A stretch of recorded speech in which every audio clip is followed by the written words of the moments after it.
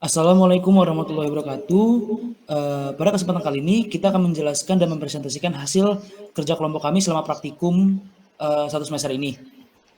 Pada kesempatan kali ini saya Muhammad Dafal Katras, lalu dua rekan saya ada Ali Roman Abu Nasir, lalu juga ada Geri Nur Adam akan mempresentasikan hasil pada praktikum teknik laboratorium. Gambaran bisnis. Seed planter portable merupakan produk yang dihadirkan untuk mempermudah pengguna dalam menanam benih dan mengatur jarak antar lubangnya tanpa harus dilakukan penggalian terlebih dahulu.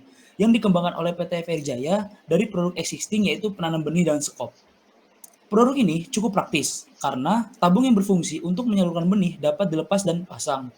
Selain itu juga terdapat fitur lain berupa sekop portable yang terdapat pada handle yang dapat dilepas ketika sekop tersebut ingin digunakan, di mana secara keseluruhan produk ini terdiri atas handle, hand grip, soft valve, main body, silinder planter, corong, kawat, dan tuas. Produk ini bekerja dengan cara menyesuaikan jarak antar tabung sesuai keinginan pengguna yang dapat diukur dengan penggaris yang terdapat pada main body. Lalu menancapkan kedua tabung ke dalam tanah dan menarik tuas yang terhubung dengan corong oleh kawat yang terdapat pada silinder planter atau tabung, sehingga benih dapat tersalurkan ke dalam tanah. Seed planter portable secara keseluruhan memiliki panjang 50 cm dengan dimensi handle 50 cm x 5, dimensi hand grip 10 x 6 cm, dimensi shovel 15 x 10 cm, dimensi main body 50 x 5 cm x 20 cm, dimensi silinder planter dengan tinggi 15 cm dan diameter 3 cm, dimensi corong dengan tinggi 3 cm, dimensi tuas 2 x 1 cm, dan yang terakhir dengan panjang kawat 10 cm. Selanjutnya analisis STP. Berikut adalah beberapa poin pada analisis STP, yaitu segmenting atau geografis. PT Frizaya itu menjual alat produk agrikultur yang bernama seed planter portable, yang dimana merupakan kebutuhan yang diperlukan pada daerah lingkungan Jawa Barat. Maka dari itu, perusahaan kami akan menjual produk tersebut di pusat kota Bandung, dikarenakan kebutuhan yang diperlukan pada lingkungan tersebut. Lalu segmenting demografis. Produk atau alat ini digunakan untuk penggunaan atau masyarakat yang sering berkebun untuk perekonomian menengah ke bawah, dikarenakan produk ini memiliki harga produk yang terjangkau. Lalu poin selanjutnya yaitu segmenting psikografis. Seed planter portable merupakan alat yang digunakan oleh petani yang kesehariannya melakukan penanaman benih di kebun dan dibutuhkan oleh sektor industri pertanian dan perkebunan. Lalu poin selanjutnya yaitu segmenting behavior. Perusahaan kami berfokus pada konsumen yang menyukai produk yang praktis dan memiliki banyak fitur. Lalu poin selanjutnya yaitu targeting. PT Firjaya menggunakan spesialisasi pasar untuk menargetkan para pekebun yang khususnya bekerja di bidang hortikultural dan organik serta masyarakat yang hobi berkebun untuk membutuhkan produk ini. Lalu poin selanjutnya yaitu positioning. Seed planter portable merupakan alat yang sangat berguna di sektor industri agrikultur. PT FR Jaya memiliki sebuah slogan, ketika SPP ku tancap, disitulah tanahmu bergetar. Yang dimana seed planter portable ini memiliki banyak fitur yang dapat digunakan oleh penggunanya. Selanjutnya itu analisis marketing mix. Di sini ada 4 poin yang akan kita jelaskan, yaitu produk, price, place, dan promotion. Untuk yang pertama produk, seed planter portable adalah salah satu alat untuk berkebun, yaitu dengan memudahkan para pekebun untuk menanam benih. Lalu untuk price, seed planter portable itu akan dijual sebesar Rp500.000. Untuk place, manufaktur berlokasi di Jalan Raya Dekolot nomor 12 Pesawahan Muhammad Hatta, Kabupaten Bandung. Perusahaan memiliki gudang untuk penyimpanan persediaan produk-produk tersebut di Kabupaten Bandung, tepatnya berlokasi di Muhammad Toha. Promotion. Promosi yang dilakukan dengan menawarkan produk langsung kepada konsumen dari mulut ke mulut, serta menyebarkan brosur yang ada, dan juga perusahaan kita mempromosikan produk melalui media digitalnya. Selanjutnya akan dijelaskan oleh rekan saya. Selanjutnya ada strategi dan rencana pemasaran. Yang pertama ada potensial market. Seluruh sektor industri pertanian dan perkebunan dapat menggunakan alat seed planter portable. Lalu untuk available market, setiap industri di sektor pertanian dan perkebunan yang melakukan pembibitan akan membutuhkan alat seed planter portable ini. Untuk target market dari perusahaan kami adalah pekebun di bidang hortikultura dan masyarakat yang gemar berkebun. Lalu untuk level of competition dari produk ini adalah oligopoli, yaitu memiliki beberapa pesaing, tetapi ada yang membedakannya itu dengan adanya inovasi dari produk kami dengan menambahkan fitur tambahan seperti 2 tabung benih yang dapat dibongkar pasang. Boleh di next slide. Lalu ada rencana produksi. Berikut merupakan gambar OPC dan organization struktur dari produk kami. Di level 0 ada seed planter portable dengan box, level 1 box dan seed planter, lalu level 2 ada assembly, dan level ketiga seperti baut, tabung, tuas, mur, dan main body. Dan total direct material cost pada produk kami dari 2023 sampai 2027 ada sekitar 3,1 hingga 3,3 juta, dan total indirect material cost tertera pada sebesar 9,2 hingga 12,6 juta. Boleh di next. Lalu ada biaya maintenance dan biaya depreciation. Untuk depreciation terdapat 30 hingga 21 juta, maintenance cost 200 hingga 270 ribu, sehingga total yang didapatkan yaitu 23,2 juta rupiah. Boleh di next slide. Lalu ada rencana SDM yang terdiri dari organisasi struktur, terdapat CEO, di bawahnya HRD, lalu finance, hingga production operator, dan berikut merupakan data supply resource yang dibutuhkan sebelum rekrutmen dengan total 18 per tahunnya. Boleh di next. Lalu ada juga organization structures setelah rekrutmen. Seperti sama dengan tadi, CEO dan forecasting supply resource yang dibutuhkan setelah rekrutmen dengan total jumlah 23 per tahunnya. Boleh di next. Berikut merupakan hiring atau poster yang kami butuhkan. Boleh di next lagi.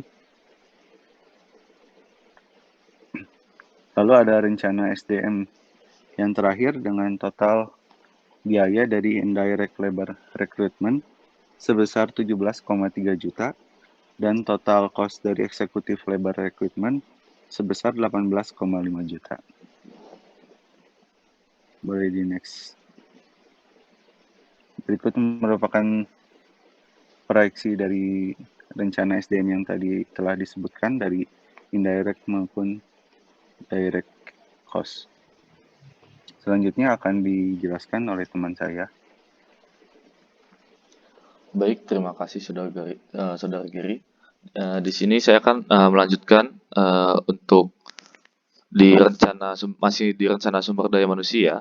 Di sini kita dapat diketahui dari total indirect, direct, dan eksekutif direct labor cost dapat sesuai dengan total untuk pembukaan operate manager, CEO, staff, dan lain-lain. Kita dapat lihat dari gambar berikut.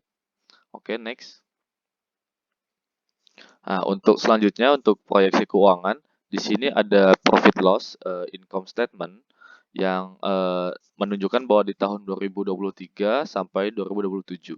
Di sini kita tahu ada sales revenue sebesar 4,796 M untuk di tahun 2023, dan untuk 2024 sebesar 4,9 M, dan untuk tahun 2025 sebesar 5,9 M, dan untuk 2026 sebesar 5,4 M, dan yang terakhir 2027 sebesar 5,5 M. Di sini untuk COGS-nya belum balik lagi. Nah, untuk COGM-nya sendiri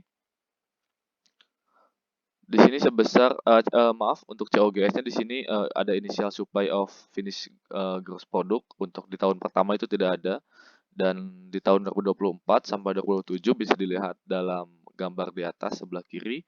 Dan untuk total outcome dari factory cost sendiri yang tahun 2023 yaitu 313 juta, dan untuk tahun 2024 sebesar 318 juta, dan untuk tahun 2025 sebesar 323 juta, dan tahun 2026 sebesar 407 juta, dan tahun 2027 sebesar 415 juta.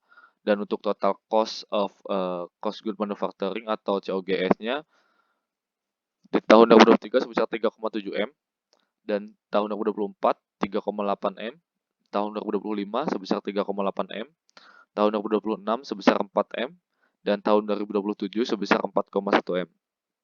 Untuk total cost of goods sold-nya di sini ada 3,7 M, untuk tahun 2024 sebesar 3,8 M, 2025 3,8 M, 2026 sebesar 4,8 M, dan 2027 sebesar 4,1 M. Lalu kita lihat dalam gambar di sebelah kanan, di sini ada EBIT atau Earning Before Interest and Tax untuk tahun 2023 sebesar 452 juta, dan seterusnya untuk interest and expense pada 2023 yaitu sebesar 18 juta, dan untuk ada EBT atau Earning Before Tax pada tahun 2023 sebesar 454 juta, dan tahun 2024 sebesar 471 juta, untuk tahun 2025 sebesar 547 juta, dan untuk tahun 2026 sebesar 576 juta, dan tahun terakhir 2027 sebesar 691 juta. Dan untuk taksnya sendiri di sini kita memakai 1%, dan dapat dihasilkan tahun 2023 sebesar 4.300.000, tahun berikutnya 4,7 juta, tahun berikutnya sebesar 5.400.000, tahun selanjutnya lagi ada 5.700.000, dan tahun terakhir ada 6.900.000.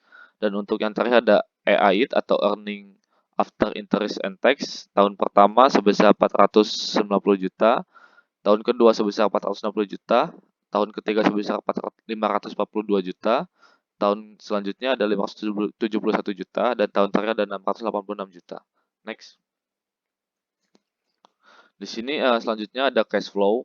Untuk cash flow sendiri untuk net total estimate cash inflow sebesar 1,2 M untuk tahun 2022. Untuk tahun 2023 di sini sebesar 4,7 M. Tahun 2024 sebesar 4,9 M, tahun 2025 sebesar 5,1 M, tahun 2026 sebesar 5,4 M, dan tahun 2027 sebesar 5,5 M. Lalu untuk total cash outflow-nya sendiri yang ada tahun 2022 sebesar 163 juta, tahun selanjutnya ada 4 M, tahun selanjutnya ada 4 M, tahun selanjutnya lagi ada 4,5 M, tahun selanjutnya lagi ada 4,4, dan tahun terakhir ada 4,9 M.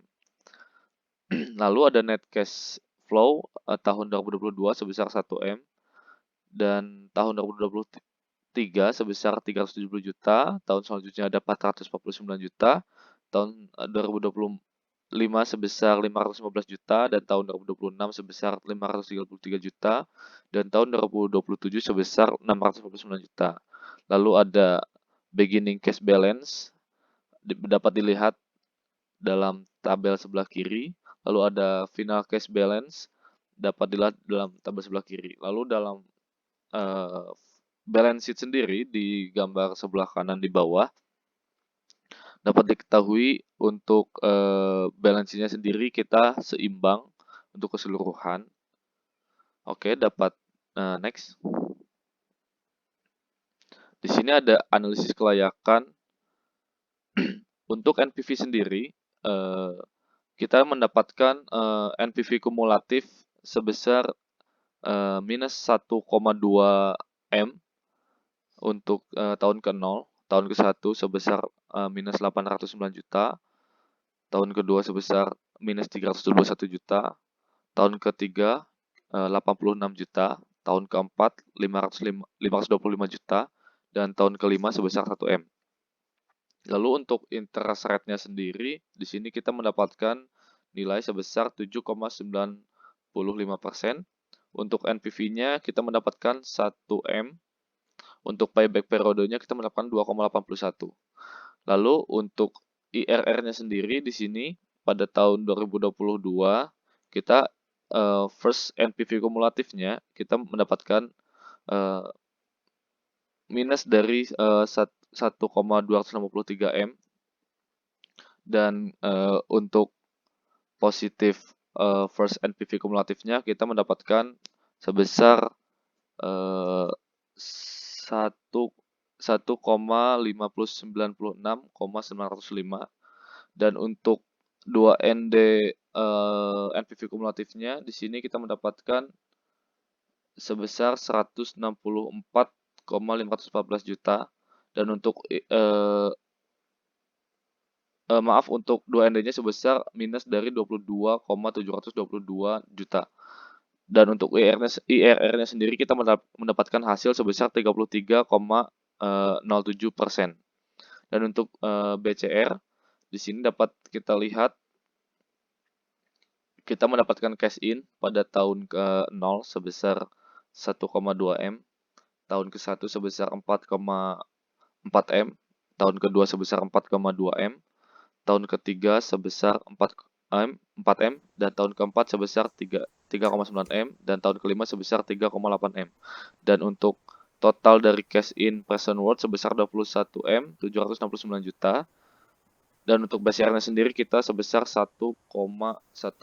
Next. Selanjutnya akan dilanjutkan oleh saudara saya sendiri, Alcatraz. Baik, terima kasih oleh Roman dan Gary Nur Abdam yang telah mempresentasikan Tekmi Lab. Selanjutnya kita akan berganti ke PFT Laboratorium, yaitu Praktikum Perancangan Fasilitas Industri. Nah, berikut ini adalah slide untuk menjelaskan jarak antara supplier dengan kandidat lokasi. Nah, pada bagian ini tuh PT Frijaya ingin membangun perusahaan manufaktur untuk memproduksi alat agrikultur dengan nama produk SPP atau Seed Planter Portable di Jawa Barat. Nah, namun pada saat awal kita membangun perusahaan ini tuh kita belum mengetahui nih wilayah mana saja yang akan kita gunakan sebagai gudang, dan juga biar kita dapat menilai jarak antara supplier dan gudang. Nah, akhirnya perusahaan kami itu ingin mendigitalkan wilayah Jawa Barat untuk mengetahui nih berapa wilayah tersebut, dengan membantu PT Frijaya untuk lebih mengenal wilayah Jawa Barat melalui digitasi, dan juga membantu PT Frijaya untuk menentukan calon lokasi, perusahaan, dan jarak dengan pemasoknya. Nah, untuk hasil jarak yang diketahui, kita menggunakan software ArcGIS. Jadi diketahui didapatkan hasil pada supplier PT Frijaya A dari titik awal dengan tujuan Jaya Makmur Lipo Cikarang, yaitu 12,14 km. Lalu selanjutnya dari titik awal dengan tujuan depo bangunan dengan jarak 120,81 km, dan untuk jarak selanjutnya yaitu dari titik awal menuju TB Besi Cahaya Milionik dengan jarak 27,6 km. Lalu untuk supplier to PT FRI Jaya B dari titik awal dengan tujuan Jaya Makmur Lipo Cikarang dengan jarak 118,01 km. Selanjutnya dengan tujuan depo bangunan dengan jarak 9,14 km. Selanjutnya juga dengan tujuan TB Besi Cahaya Milionik dengan jarak 92,97 km. Lalu untuk supplier to PT FRI Jaya C dengan tujuan Jaya Makmur Lipo Cikarang yaitu 33,92 km. Lalu selanjutnya dengan tujuan depo bangunan dengan jarak 97,6 km, dan jarak yang terakhir dengan tujuan TB Besi Cahaya Milionik dengan jarak 5,10 km. Berikutnya dapat diketahui dari ArcGIS bahwa area Provinsi Jawa Barat didapatkan melalui map digitation seperti gambar berikut. Next, selanjutnya yaitu adalah pemilihan lokasi dengan faktor rating. Jadi, karena nilai CR sebesar 0,065, hal ini berarti nilai CR konsisten karena CR kurang dari 0,1. Oleh karena itu, nilai resume of weight dapat digunakan di faktor rating dengan hasil UMK sebesar 0,11, land cost sebesar 0,10, availability line sebesar 0,12, supplier distance sebesar 0,12, HR quality sebesar 0,18, transportation access sebesar 0,13, natural disaster sebesar 0,09, potential market sebesar 0,15. Next, Selanjutnya pemilihan lokasi dengan faktor rating. Jadi berdasarkan hasil jarak dari setiap supplier ke setiap company dapat ditarik kesimpulan bahwa supplier 1 ke PT FRI Jaya A itu sejauh 12.140 meter, supplier 1 ke PT FRI Jaya B sejauh 118,10 kilometer, supplier 1 ke PT FRI Jaya C sejauh sejauh 33.920 meter, supplier 2 ke PT FRI Jaya A sejauh 120.810 meter, supplier kedua PT FRI Jaya B sejauh 9.140 meter, supplier 2 ke PT FRI Jaya C sejauh 97.600 meter. Terus selanjutnya supplier 3 ke PT FRI Jaya A itu sejauh 27.060 meter. Lalu supplier ketiga PT FRI Jaya B sejauh 92.970 meter, lalu supplier ketiga itu PT FRI Jaya C sejauh 5.100 meter. Oleh karena itu dipilih jarak yang paling dekat yaitu supplier 3 ke PT FRI Jaya C dengan jarak 5.100 meter atau 5,1 kilometer. Next, selanjutnya untuk pemilihan lokasi dengan faktor rating analisis. Dari survei lokasi yang telah kita lakukan sebelum menggunakan Google Form, maka didapatkan hasil skor 30 responden dengan 4 faktor, yaitu HR quality. Yang pertama Kota Bekasi 8,5, Kota Bandung 9,6, Kabupaten Karawang 8. Transportation access itu Kota Bekasi 7,5, Kota Bandung 9,2, Kabupaten Karawang 7,5. Natural disaster risk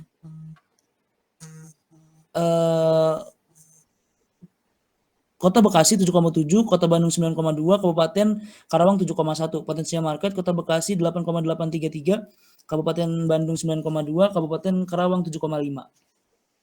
Next, selanjutnya akan dilanjutkan oleh rekan saya. Selanjutnya ada routing sheet. Boleh di next.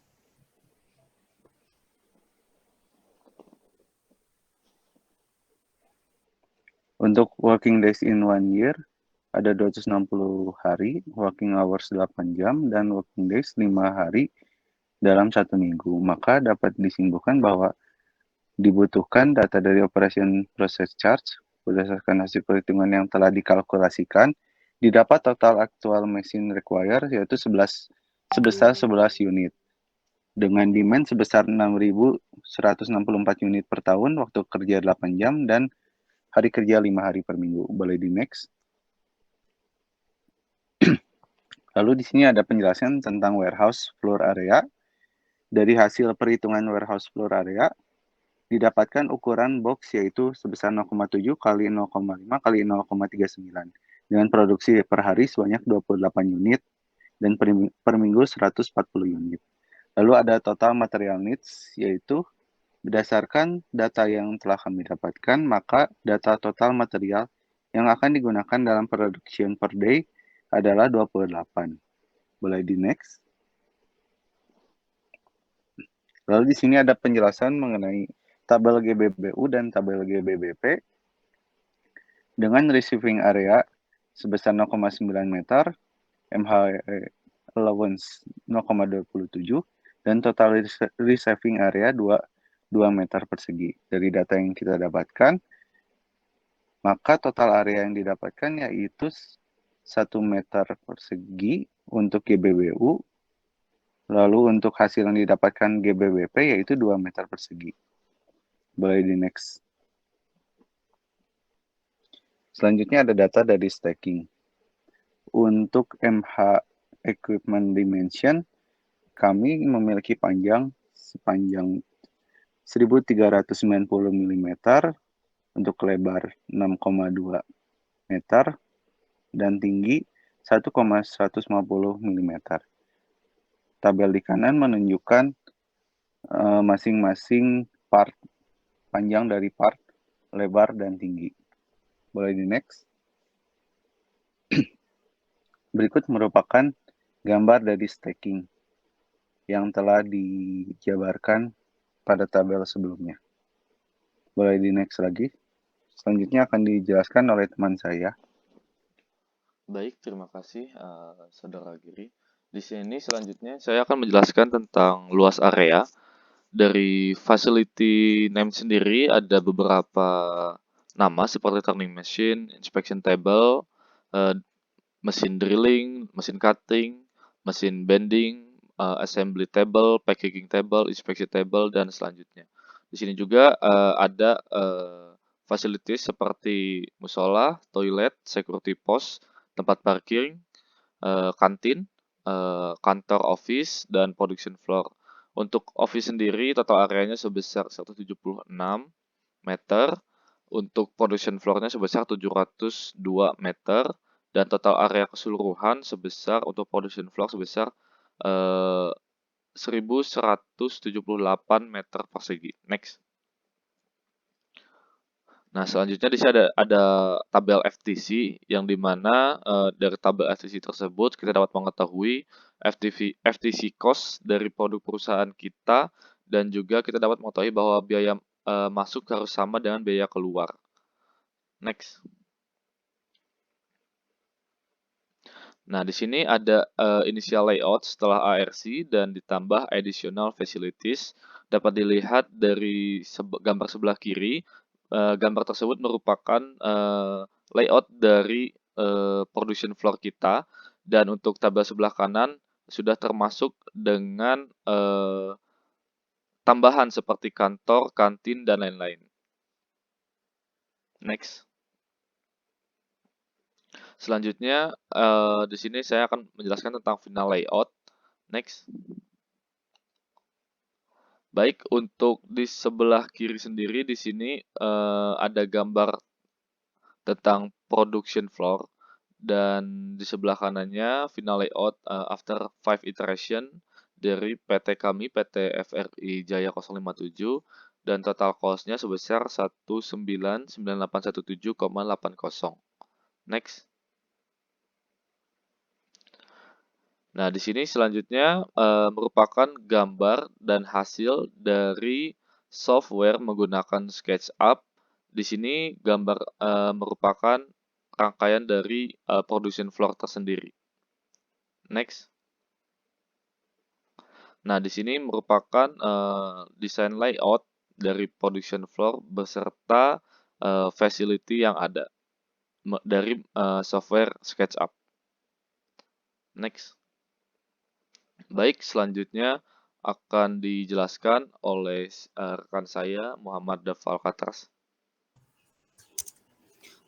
Baik, terima kasih Saudara Ali Rahman Abu Nasir. Selanjutnya itu sheet planter portable. Pada kesempatan kali ini kita akan pindah ke praktikum NSYS atau NSYS Labs, praktikum analisis perancangan sistem dan basis data. Berikut ini adalah database pada UX atau pada praktikum kali ini yang sudah kita buat. Selanjutnya itu tampilan pada UX. Nah, pada gambaran presentasi yang sudah kita buat kali ini, itu ada 4 gambar. Yang pertama adalah gambar login page, lalu ada gambar admin homepage, lalu ada gambar master data, dan juga ada gambar master data. Terus next, selanjutnya yaitu ada juga 4 gambar lagi, yaitu ada gambar produk master data, gambar WIP master data, terus ada gambar raw material master data. Lalu ada produk departure, lalu ada gambar defect report.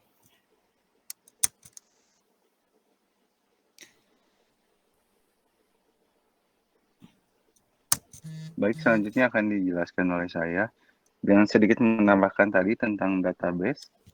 Dalam pengertiannya, database atau basis data itu merupakan kumpulan data yang saling berhubungan satu dengan yang lainnya yang tersimpan dalam simpanan luar komputer dan digunakan oleh perangkat lunak tertentu untuk memanipulasinya. Menurut Yogianto pada tahun 2005. Selanjutnya ada penjelasan tentang UI UX, yaitu prototype adalah proses pembuatan model software sederhana untuk memiliki gambaran dasar tentang program serta melakukan pengujian awal. Prototype merupakan konsep dari produk untuk mengeksplorasi ide dan desain keseluruhan. Pengertian ini berdasarkan poster APSI pada praktikum and size. Lalu untuk web result sendiri akan dijelaskan oleh teman saya. Silakan Muhammad Ali. Maksud saya Ali Rahman. Baik, terima kasih Saudara Gary. Selanjutnya di sini ada Sterling Company dari PT FRI 057 Jaya. Di sini terdapat dari halaman untuk supervisor sendiri, dan sebelah kanan merupakan dari halaman dari untuk report dari production rare defect. Oke, next selanjutnya.